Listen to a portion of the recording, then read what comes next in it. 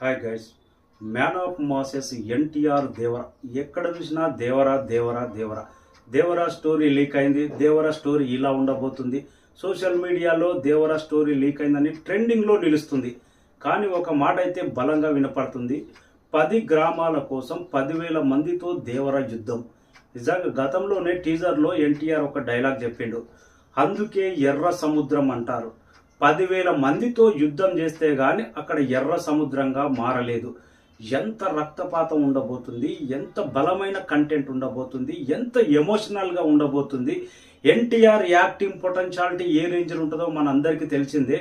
10 గ్రామాల కోసం దేవర 10,000 మందితో యుద్ధం చేస్తున్నాడంటే 10 గ్రామాలతోటి ఎంత ఎమోషనల్ బాండింగ్ ఉండబోతుంది అనే దానికి ఉదాహరణ. నిజంగా ఆ డైలాగ్ కూడా కరెక్ట్. ఎర్ర సముద్రంగా మారిందంటే ఎంత రక్తపాతం జరిగి ఉంటే, ఎంత ఎమోషనల్ కంటెంట్ ఉంటే, ఎంత మనసుకు హత్తుకునే రేంజ్లో అంత బలమైన స్టోరీ ఉంటేనే అంత రక్తపాతం జరిగి ఉంటుంది అనే దానికి ఉదాహరణ.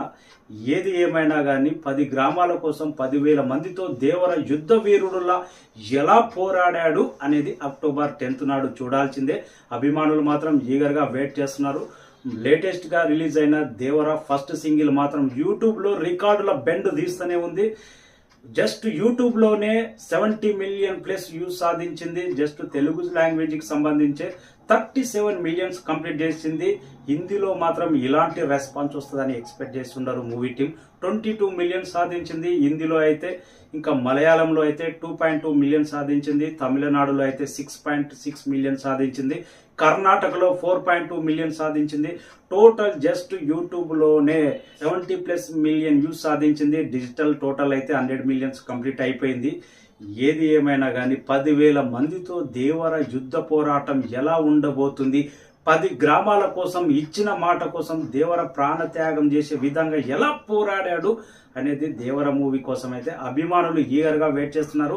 అభిమానులే కాదు, ఇండియాలో ఉన్న ప్రతి మూవీ లవర్స్ వెయిటింగ్ దేవర